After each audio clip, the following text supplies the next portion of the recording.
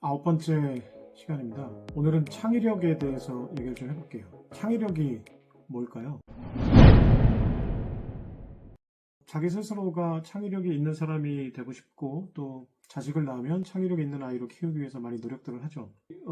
확실한 거는 창의력이 저를 포함해서 일반 사람들이 많이 오해하듯이 어떤 타고나는 재능 이런 것만은 아닌 거는 확실해요. 마이클 조던을 노력한다고 이길 수 있는 농구 선수는 많지 않을 거예요. 그리고 피카소 연습한다고 능가할 수 있는 어떤 화가도 많지 않을 거고 베토벤이나 모차르트를 연습한다고 따라잡을 수 있는 사람들도 많이 없겠죠. 뭐 분명히 이분들은 타고난 천재들입니다. 그리고 이번에 한강 작가님도 사실은 타고나신 거라고 생각합니다. 그 기본적인 어떤 바탕이 분명히 있어야 돼요. 하지만 한 가지 분명한 거는 우리가 능력값은 정해져 있습니다. 우리가 다시 태어나기 전에는 어떤 천재가 아니라면 다시 천재로 태어나는 수밖에 없겠죠. 하지만 어차피 그 디폴트 값 위에 노력으로 어떤 플러스를 만들 수는 있어요. 창의력도 마찬가지입니다. 타고난 천재들이 분명히 있겠지만 창의력도 학습을 통해서 분명히 늘릴 수 있는 능력인 거는 확실해요. 뇌과학적으로도 그렇고 논리적으로도 따져보면 그렇습니다. 창의력이라는 것은 만들 창, 개념의, 뜻의, 그리고 능력이겠죠. 그러니까 개념을 만드는 능력입니다. 창의력이라는 것은. 생각보다 아주 간단하죠. 창의력 이런 것은 마치 그 머릿속에서 번개가 치는 것처럼 어떤 일순간에 몰려오는 어떤 직관 뭐 이런 것들이라고 생각했어요. 그냥 떠오르는 거라고 생각했는데 뭐 그런 것일 수도 있습니다. 직관이라는 것도 사실은 논리의 비약이고 상당히 빠른 속도로 연상을 하는 거예요, 사실은. 근데 창의력을 개념을 알고 나니까 어떻게 창의력을 키울 수 있는지도 좀 실마리가 잡히는 것 같아요. 개념을 만드는 능력이 창의력이다라는 거죠. 그렇다면 일단 많은 개념들을 알고 있어야 됩니다. 여기서 그러면 그 창의력의 어떤 대가로 좀 정평이 나 있는 그 뇌과학자죠. 데이비드 이글먼이라는 분이 쓴 창조하는 뇌에서 창의력은 어떻게 개발이 되는가에 대해서 써놨는데 3B를 많이 언급을 해놓으셨어요. 그러니까 3B는 뭐냐면 블렌딩, 썩다, 그리고 밴딩, 휘다, 그리고 브레이킹, 쪼개다, 파괴하다 라는 겁니다. 그러니까 파괴하고 쪼개고 휘어서 새로운 개념을 만드는 거예요. 그러면 이것들을 논술과 연결해서 어떻게 하면은 개념을 쪼개고 휘고 섞어서 새로운 개념을 만드는지를 얘기해 볼게요. 자, 그에 앞서서 개념의 분리, 카테고리, 디바이드, 그리고 카테고리 쉬프트라고 하는데 이걸 그냥 쉽게 개념의 분리와 개념의 이동이라는 말로 설명을 하겠습니다. 이 개념의 분리와 개념의 이동 그 자체가 새로운 개념을 만드는 방법이에요. 지난번에 얘기했듯이 개념이라는 거는 뭐죠? 호랑이라는 개념은 호랑이라는 이미지고 호랑이라는 단어입니다. 이 개념을 정의하면 그 속성들을 쭉 나열해서 그 하나의 총체를 만들어주면 돼요. 갈색 바탕에 검은색 줄무늬가 있다. 꼬리가 길다. 발톱이 날카롭다. 송곳니가 길고 날카롭다. 뭐 이런 것들이 있죠. 이 속성들을 쭉 나열해 놓으면 이걸 종합했을 때 호랑이란 그림, 호랑이란 단어가 떠오르는 거죠. 자, 그러면은 그 데이비드 이글먼이 얘기했던 블렌딩, 그리고 밴딩, 그리고 브레이킹. 자, 이게 결국은 개념의 분리예요. 그러니까 안경을 하나 예로 들어볼게요. 그 안경은 어떤 것으로 구성이 되어 있냐면 일단은 태가 있죠. 안경 태. 그리고 안경 렌즈가 있고 귀걸이, 코받침 이 네 가지 정도가 안경을 구성하는 요소입니다. 그러니까 개념을 얘기할 때 속성에 해당이 되겠죠. 자, 그러면 여기서 그 안경 이 속성들을 하나씩 하나씩 변형을 시키면 어떤 새로운 개념을 탄생할 수 있는 실마리를 잡을 수 있어요. 자, 일단 안경 그러면 그 속성들을 쭉 나열할 때 태가 있다. 그리고 그 태에 렌즈가 끼워져 있다. 그리고 귀걸이로 귀에 고정을 한다. 그리고 코받침으로 흘러내리지 않게 떠받치고 있다. 뭐 이런 정도의 속성들을 쭉 나열할 수 있죠. 그럼 여기서 하나의 어떤 속성을 변형시켜 보는 거예요. 그럼 태가 없다. 태가 없는 안경. 이런 또 새로운 개념을 만들 수가 있겠죠. 그 속성 하나를 변형시키거나 없앤 거예요. 태가 없는 안경이라는 새로운 개념을 만들었죠.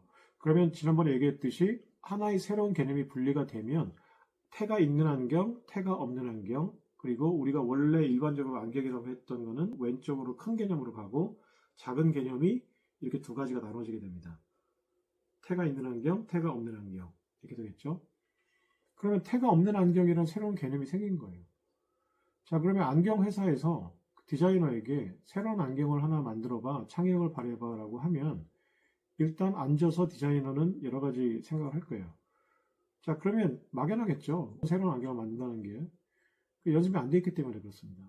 그러니까 새로운 개념을 만드는 방법, 아까 얘기했죠. 그 속성들을 쭉 나열하고 그 속성들을 하나하나 변형시켜보는 겁니다. 섞어보고, 깨보고, 휘어보고 하는 거죠. 자, 일단은 그러면 저는 안경의 속성 중 안경테라는 것을 한번 없애봤어요. 테가 없는 안경, 새로운 개념을 만들었죠. 이렇게 하나씩 만드는 겁니다. 자, 그러면 한 번씩 해볼까요? 이재용 삼성전자 회장이 쓰고 있는 실루엣이라는 안경이 태가 없는 안경으로 유명한 안경이에요. 자, 이렇게 새로운 어떤 개념이 하나 만들어졌습니다. 창의력을 발휘한 거죠. 그러면 다른 속성을 한번 변형시켜 볼까요? 자, 안경에는 렌즈가 있습니다. 렌즈를 없애면 어떻게 될까요? 렌즈가 없는 안경. 자, 그러면 렌즈가 보통 일반적인 안경에서 렌즈가 있는 안경, 렌즈가 없는 안경으로 개념이 분리가 되죠. 자, 하나의 개념을 분리했습니다. 이게 실제로 그런 안경이 존재하는지 없는지는 나중에 생각하시고 기술적으로 가능한지 나중에 생각하고 일단 논리적으로 그냥 하나의 개념을 다시 만들었어요. 렌즈가 없는 안경. 자, 그럼 실제로 렌즈가 없는 안경이 있을까요? 실제로 지금 만들고 있고요. 실제로 만들어져 있습니다. 자, 여기서 이제 패러다임 시프트, 개념의 이동이라는 걸 한번 설명을 해볼게요. 그럼 우리는 렌즈가 없는 안경을 한번 만들어보자. 태가 없는 안경은 렌즈에다가 템플을 그냥 연결하면 됐었는데 그럼 렌즈가 없는 안경을 어떻게 만들까? 뭐 단순하게 생각했을 때 그냥 렌즈를 빼버리고 그 안경 테만 쓰고 다니는 경우도 있어요. 이렇게 손가락을 넣어보면은 렌즈가 없는데 그냥 패션용으로 안경을 쓰고 다닙니다.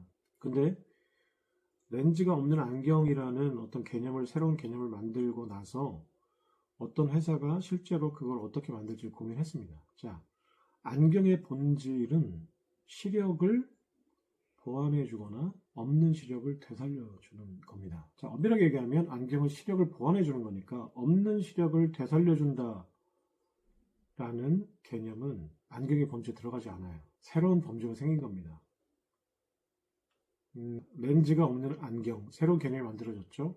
그래놓고 이 렌즈가 없는 안경을 연구하다 보니까 실제로 렌즈가 없는 안경을 만들었는데 이 렌즈가 없는 안경은 시력을 보완해주는 것이 아니라 맹인들에게 시력을 되살려주는 거예요. 그러니까 이거는 엄밀히 얘기해서 안경이라는 범주에 들어가지 않고 사실은 치료용 도구가 되는 거죠. 치료용 시력을 되살려주는 안경입니다. 이거는 안경의 범주에 이 개념이 포함되지 않아도 되기 때문에 그러면 안경이 아니라 어떤 치료용 도구, 맹인들의 어떤 시력을 되살려주는 도구, 새로운 어떤 범주에 이 렌즈가 없는 안경이 들어가게 되죠. 이거를 이제 범주의 이동, 개념의 이동이라고 해요. 이 개념의 이동 정도의 단계가 되면 엄청난 창의력입니다. 자, 그럼 여기서 렌즈가 없는 안경의 실체를 한번 얘기를 해볼게요. 처음에 이렇게 시작이 된 거예요. 안경이라는 것은 시력을 보완해 주는 거니까. 그렇다면 이 렌즈라는 것이 시력을 보정해 주는 어떤 역할을 하는 거죠? 그러니까 이 렌즈라는 것은 망막의 그 초점을 잘 맞춰주는 겁니다. 그 시력이 나쁘다는 것은 사실은 망막의 초점이 잘 맞춰지지 않는 거예요. 자, 그러면 이 렌즈는 망막의 초점을 맞춰주기 위해서 있는데, 맹인들은 어차피 망막이라는 것 자체가 손상이 됐거나 초점 자체가 아예 없는 거죠. 자, 그러면 맹인분들이 어떻게 다시 볼 수 있을까요? 그러니까 안경이라는 것은 시력을 보정해준다라는 어떤 이 본질만을 생각한 거예요. 그렇다면 굳이 렌즈가 없더라도 맹인분들 중에 시신경이 살아있음에도 불구하고 망막이 손상되거나 각막이 손상돼서 못 보시는 분들이 많이 있어요. 자, 그럼 시신경이 살아있습니다. 그럼 결국은 최종적으로는 본다라는 거는 내 앞에 있는 어떤 대상, 그 눈으로 들어온 대상을 결국은 뇌가 인지를 하는 거거든요. 그러니까 시신경이 있다는 거는 뇌가 인지를 할 수 있다는 거예요. 하지만 그 통로가 되는 눈이 손상이 된 거죠. 그렇다면 어떤 식으로든지 간에 뇌에 우리가 시각 정보를 전달해 주면 됩니다. 자, 그래서 어떤 회사에서 렌즈 대신에 눈앞에 그 안경의 렌즈에 달릴 곳에 어떤 스크린을 달아놓은 거예요. 그래서 거기에 빛의 정보를 담아서 우리의 뇌에 타고 우리의 뇌 속에 그 시각 정보를 전기 신호로 변환해서 전달해 줍니다. 자, 앞을 보시는 사람들은 그 눈을 통해서 들어간 빛의 정보가 시신경 단계에서는 전기 신호로 변환이 돼서 우리 뇌에 전달이 되는 거거든요. 그렇다면 눈이라는 건 결국은 렌즈인데, 이 렌즈가 손상이 됐을 때 시각 정보, 빛의 정보를 전기 신호로 변환하는 단계에서 빛의 정보가 없는 거죠. 그러니까 여기다 스크린을 만들어 놓고 이 빛의 정보를 받아서 이 빛의 정보를 전기 신호로 전환해서 우리 뇌에 직접 전달해 주는 장치를 만든 거예요. 아직까지 일반 사람처럼 선명하게 볼 수는 없는 단계라고는 합니다. 이런 것들이 거의 10년 전에 이미 만들어져 있고요. 지금 일론 머스크의 테슬라가 뉴럴링크 있죠. 컴퓨터에 칩을 연결해서 전기 신호를 주고받아서 이제 컴퓨터 연결해서 이제 내가 직접 통신을 하는 이것도 만들고 있죠. 그래서 지금 테슬라에서 뉴럴링크에서 이 기술을 가지고 이제 맹인분들이 어떤 전기 신호를 통해서 앞을 볼 수 있는 연구를 하고 있다고 합니다. 그렇게 되면 이게 이제 완성이 될 경우에는 앞을 보지 못했던 분들이 일반 사람과 거의 같은 수준으로 볼 수가 있겠죠. 이런 것들이 창의력인 거예요. 개념을 분리하고 또 개념을 이동시켜서 새로운 범주를 만드는 것. 이것이 창의력입니다. 다음 시간부터는 이 창의력, 개념의 분리와 개념의 이동으로 어떤 제품들이 시중에 시판되고 그 회사들은 어떤 과정을 통해서 그 창의력 있는 제품들을 만들어내는지를 하나하나 예를 통해서 한번 재미있게 살펴보도록 하겠습니다. 오늘 시간은 여기서 마치겠습니다.